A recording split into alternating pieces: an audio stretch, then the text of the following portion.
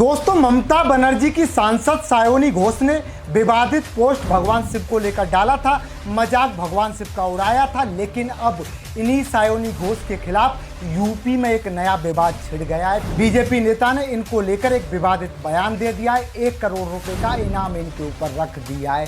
ये वही सायोनी घोष हैं जो एक दिन भगवान शिव का मजाक उड़ाती थी, हिंदुओं का मजाक उड़ाती थी और इसी चुनाव में मां काली की धरती बंगाल पर काबा मदीना का गाना गा रही थी। काबा मदीना के लिए प्यार दिखा रही थी। दोस्तों नमस्कार, जय हिंद। मेरा नाम है संदीप और आप देख रहे हैं अपना उत्तर प्रदेश।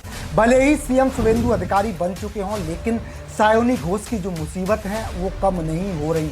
ममता बनर्जी की ये जो सांसद थी, जिन्होंने सनातन का मजाक उड़ाया था, हिंदुओं का मजाक उड़ाया था, आज इनको इतना भारी पड़ गया है। यूपी बीजेपी के एक नेता ने इनके खिलाफ विवादित बयान दे दिया है। 1 करोड़ रुपए का इनाम सिर के ऊपर इनके रख दिया है। ये खास रिपोर्ट देखिए, कैसे सायोनी घोष इस समय फिर से मुसीबत में फंस गई है, कैसे बीजेपी और टीएमसी फिर एक बार आमने सामने आ गई है।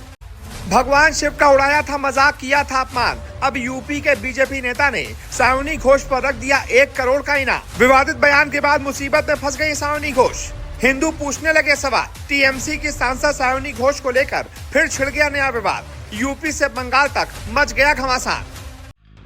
पश्चिम बंगाल में बीजेपी की सरकार बनते ही अब बंगाल में सिर्फ सरकार नहीं बदली, बल्कि अब बंगाल का पूरा सिस्टम ही बदलता हुआ दिख रहा है।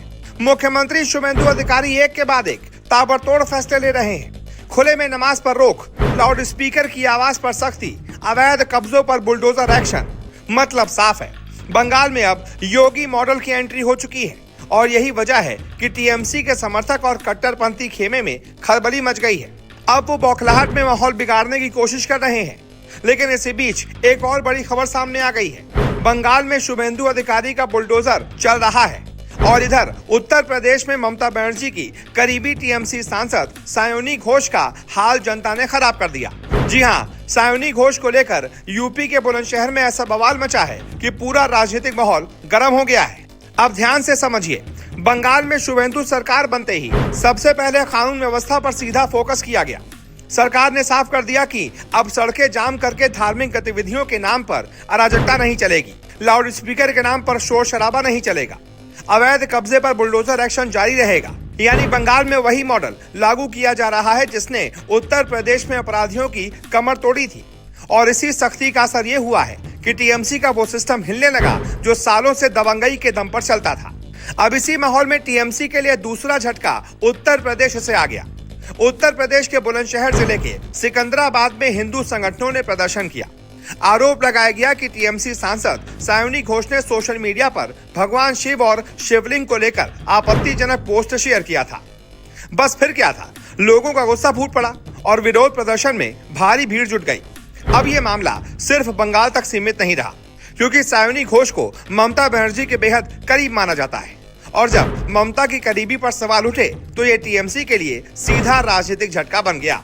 अब इसी प्रदर्शन के दौरान नगर पालिका चेयरमैन और बीजेपी नेता डॉक्टर प्रदीप दीक्षित का बयान वायरल हुआ।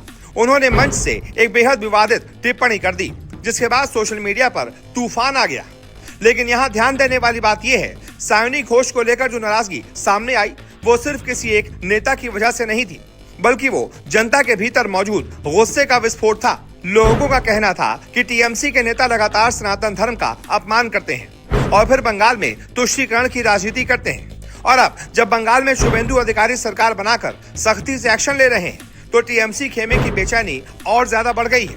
यही वजह है कि सायोनी घोष का मुद्दा अब उत्तर प्रदेश तक पहुंच गया और इस पूरे मामले ने यह दिखा दिया कि अब टीएमसी नेताओं के बयान और पोस्ट सिर्फ बंगाल में नहीं, देश भर में जवाब पाएंगे।